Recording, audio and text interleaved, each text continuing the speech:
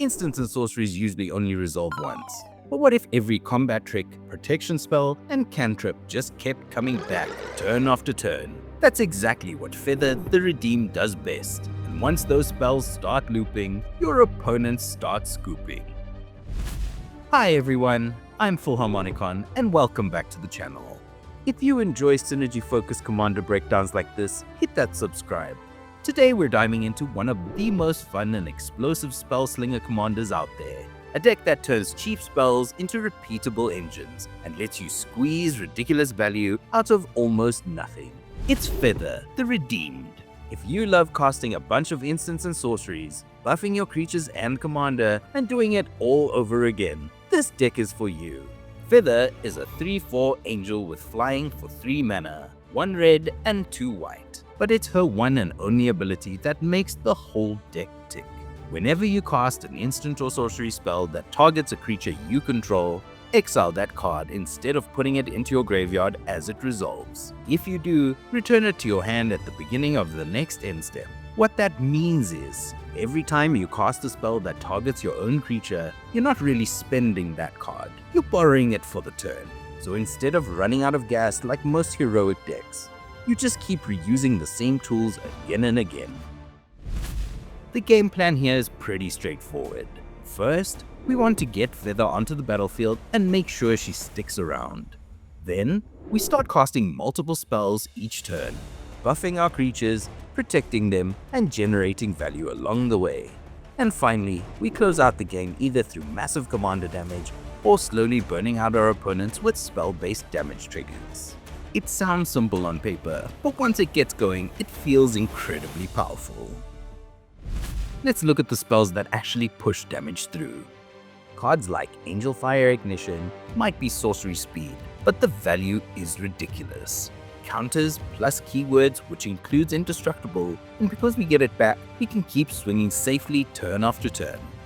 Tamir Battle Rage is another big one.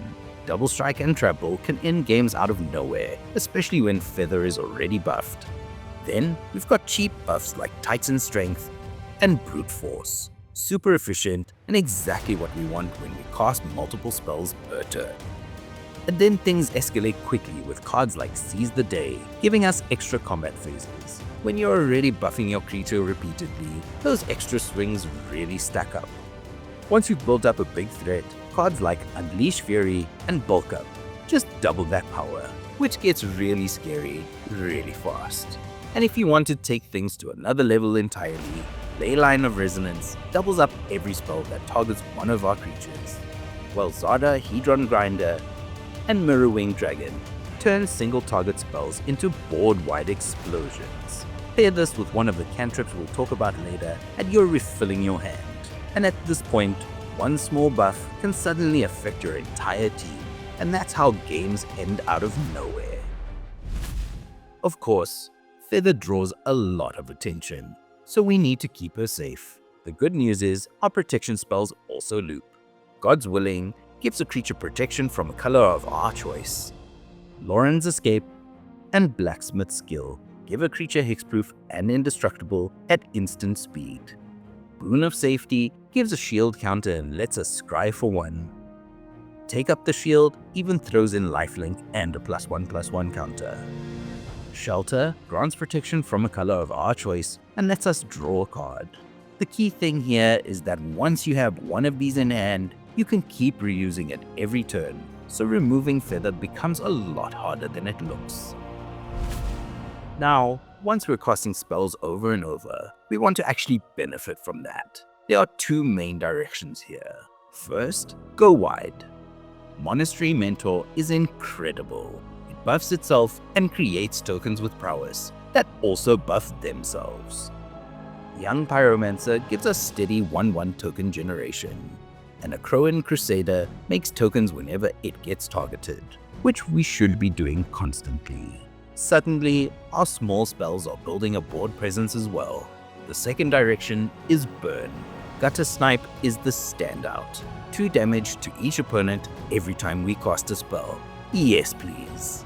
Then we've got Fiery Inscription, which is a Guttersnipe on an enchantment. Creatures like Fireband Archer, Kessig Flamebreather, and electrostatic field all chip away at life totals. Individually, it doesn't look like much, but when you're casting multiple spells every turn, it adds up quickly. Card draw in this deck looks a little different. Instead of big draw spells, we're running cantrips, small spells that replace themselves. Because we get them back, they effectively become repeatable draw engines. Defiant Strike, Guided Strike, and Expedite all draw cards while providing small buffs or extra keywords.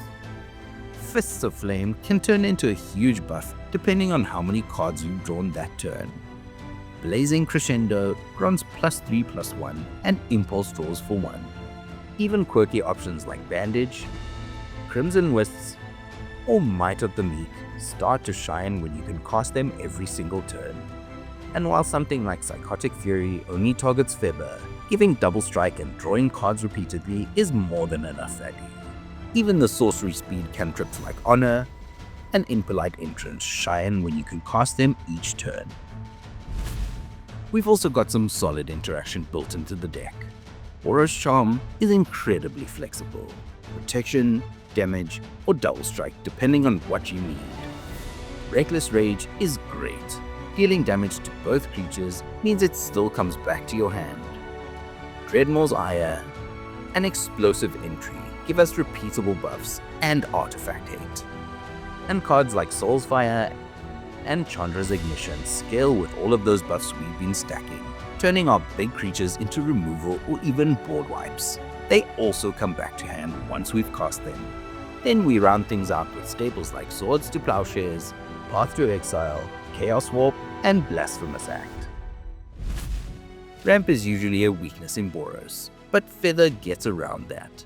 Cards like Sudden Breakthrough, Ancestor's Aid, and Reckless Ransacking create treasure tokens, and because we can reuse them, they become repeatable ramp every turn. Stormkiln Artist takes this even further, generating treasures every time we cast a spell.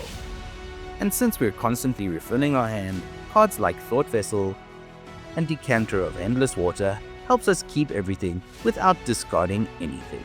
The rest are staples like Sol Ring, Arcane Signet, and Talisman of Conviction. There are also a few lands that really pull their weight here. The MDFC lands like Legion Leadership and Shijiri Shelter are perfect in this deck. Protection and buffs when needed, and a land when not. Reliquary Tower helps out with our hand size. Rogue's Passage pushes through damage for lethal. And lands like Sunhome, Fortress of the Legion, and Slayer's Stronghold add even more combat pressure. Feather is one of those commanders that looks fair at first, but quickly gets out of hand. Being able to reuse the same spells every turn means you almost never run out of resources, and that's incredibly powerful. But because of that, people know how dangerous Feather is. So the biggest tip here is simple. Always hold up protection. The deck really relies on Feather sticking around, but if she does, it becomes very hard for your opponents to keep up.